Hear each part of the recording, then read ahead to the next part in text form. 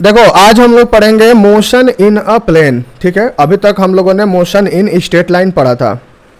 Straight line motion में हमें position बताने के लिए केवल एक कोऑर्डिनेट एक्सिस की ज़रूरत पड़ती थी। ठीक है, इसको 1D मोशन भी कहते हैं, या रेक्टिलिनियर मोशन कह लो या फिर स्ट्रेट लाइन मोशन कह लो। लेकिन अब हम पढ़ेंगे motion in a plane. Motion in plane, ठीक है। अब मोशन इन प्लेन को डिस्कस करने के लिए हमारे पास जो फ्रेम ऑफ रेफरेंस होगा उसमें जो कोऑर्डिनेट एक्सिस होगा उसमें दो कोऑर्डिनेट एक्सिस होने जरूरी है, एक एक्स एक्सिस और एक वाई एक्सिस। कोई भी पॉइंट हम दिखाते हैं तो दो कोऑर्डिनेट एक्सिस के हेल्प से दिखाते हैं। क्लियर है? इसे हम 2D मोशन भी कहते हैं। इसीलिए क्यों? क्योंकि दो कोऑर्डिनेट एक्सिस की जरूरत पड़ती है पोजीशन को रिप्रेजेंट करने के लिए। इसे हम 2 डायमेंशनल मोशन भी इसे कहते हैं। पोजीशन वेक्टर क्या होता है?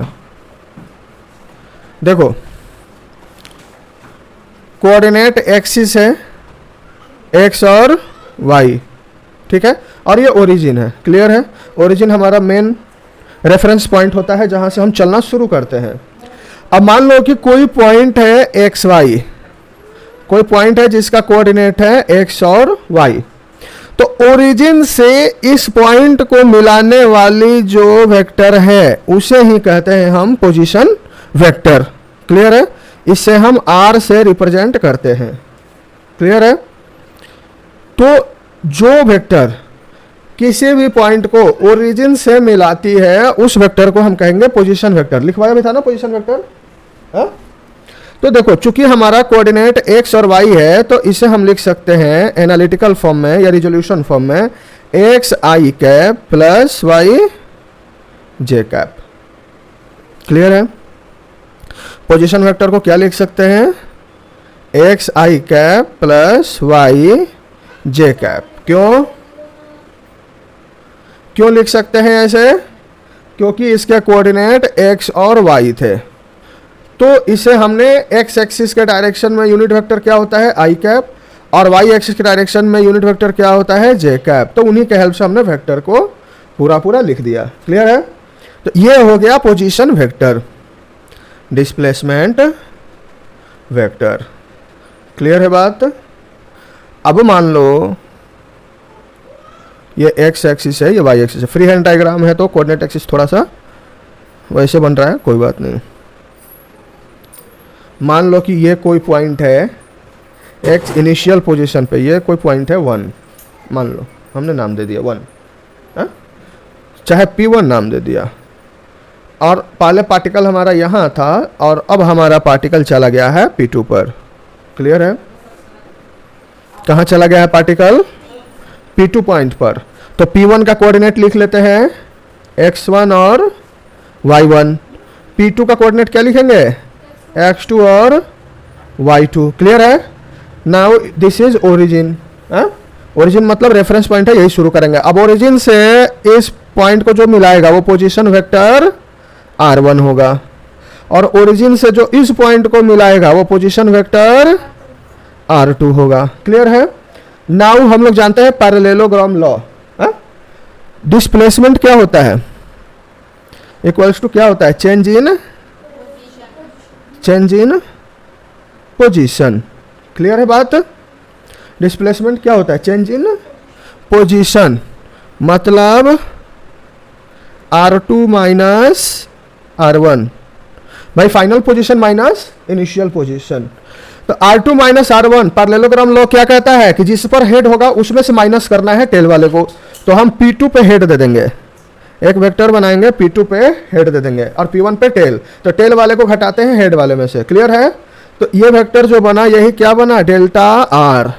डेल्टा आर को क्या कहते हैं? Displacement vector. तो क्या बन गया? यही R2 माइनस R1, यही डिस्प्लेसमेंट वेक्टर बना।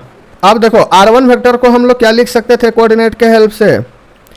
x1 आई कैप प्लस y1 जे कैप।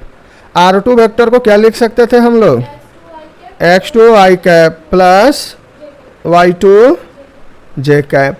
तो डिस्प्लेसमेंट वेक्टर हमारा क्या होता है, r2 माइनस r1। तो r2 माइनस r1 में इनके करस्पॉन्डिंग कोऑर्डिनेट को हटा देते हैं और यूनिट वेक्टर दे देंगे x2 minus x1 i cap plus y2 minus y1 j cap. Clear है बात? ये हमारा हो गया कौन सा वेक्टर, डिस्प्लेसमेंट वेक्टर। लिख लो वेलोसिटी। वेलोसिटी, वेलोसिटी का डेफिनेशन क्या है, rate of change of displacement with respect to time. चाहे एवरेज वेलोसिटी में क्या कहते हैं, it is ratio of displacement upon time taken. ठीक है, तो डेफिनेशन दिया हुआ है, ratio of displacement and corresponding time interval. जो डिस्प्लेसमेंट है उसमें टाइम इंटरवल से डिवाइड कर देते हैं। वी एवरेज क्या हो जाएगा, जो भी डिस्प्लेसमेंट था हमारा उसमें डेल्टा टी से डिवाइड कर देंगे जी। तो डेल्टा टी से डिवाइड करेंगे। अब डेल्टा आर कितना था, delta X I cap plus delta Y J cap upon delta T. Delta T अलग अलग दे दो इनको, delta X by delta T I cap plus delta Y by delta T J cap. Delta X by delta T को हम क्या कहते हैं, एवरेज वेलोसिटी का एक्स कंपोनेंट। तो ये वी एक्स हो गया I cap plus V Y J cap, ये हो गया हमारा वी एवरेज।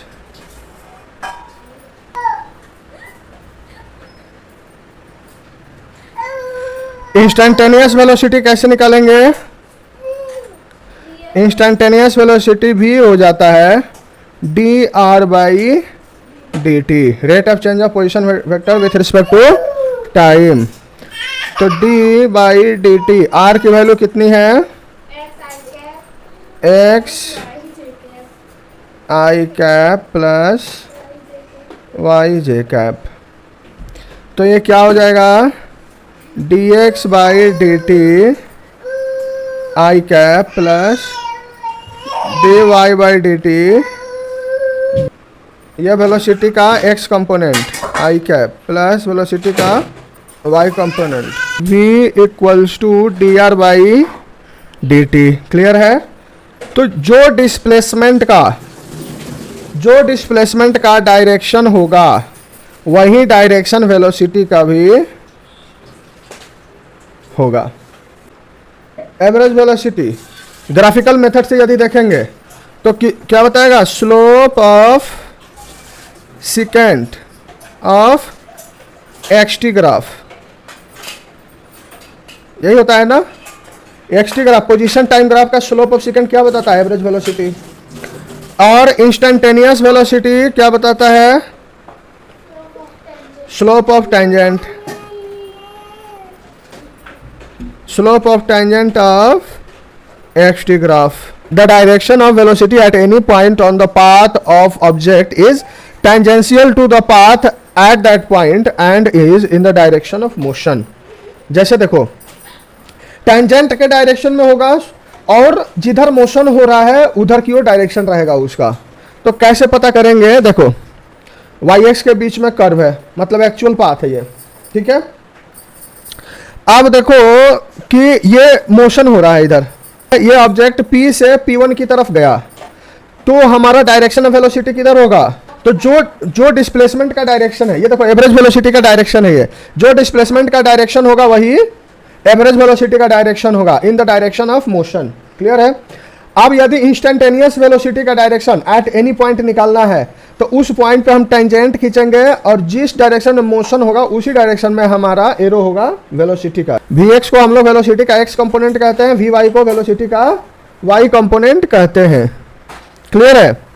तो देखो यदि Vx और Vy हमें पता हो तो हम वेलोसिटी का मैग्नीट्यूड कैसे निकालेंगे, तो ये याद रखना फॉर्मूला, v का मैग्नीट्यूड, वेलोसिटी का मैग्नीट्यूड होता है Vx का स्क्वायर प्लस Vy का स्क्वायर रूट अंडर में।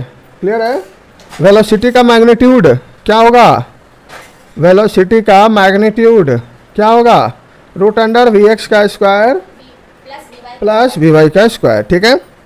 जो डायरेक्शन है वेलोसिटी का वो कितना होगा, tan थीटा हो जाएगा V Y upon V x.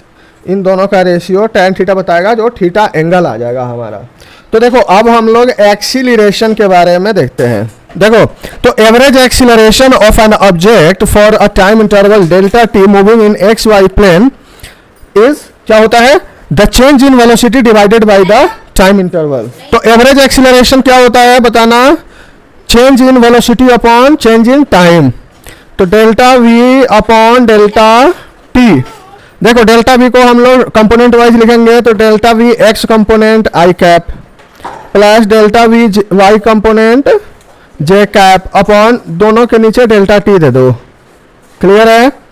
अब देखो तो ये क्या हो जाएगा, A X I cap plus A Y J cap. तो मैग्नीट्यूड एक्सीलरेशन का निकालेंगे यदि एवरेज एक्सीलरेशन का, तो क्या हो जाएगा बताना, रूट अंडर ए एक्स का स्क्वायर प्लस ए वाई का स्क्वायर। और tan थीटा जो निकाले थे वो कैसे निकाले थे, a y upon a x. तो थीटा इक्वल्स टू क्या हो जाएगा, tan inverse a y upon a x. Instantaneous acceleration क्या होता है, इंस्टेंटेनियस एक्सीलरेशन होता है dv by dt, rate of change of velocity with respect to time. Rate of change of velocity with respect to time. Clear है? तो rate of change of velocity, velocity vx भी है और vy भी है, तो d by T T of vx I cap plus vy J cap. तो D V X by D T I cap plus D V Y by D T J cap. तो ये क्या हो जाएगा, A X I cap plus A Y J cap. ये हो जाएगा acceleration, instantaneous acceleration.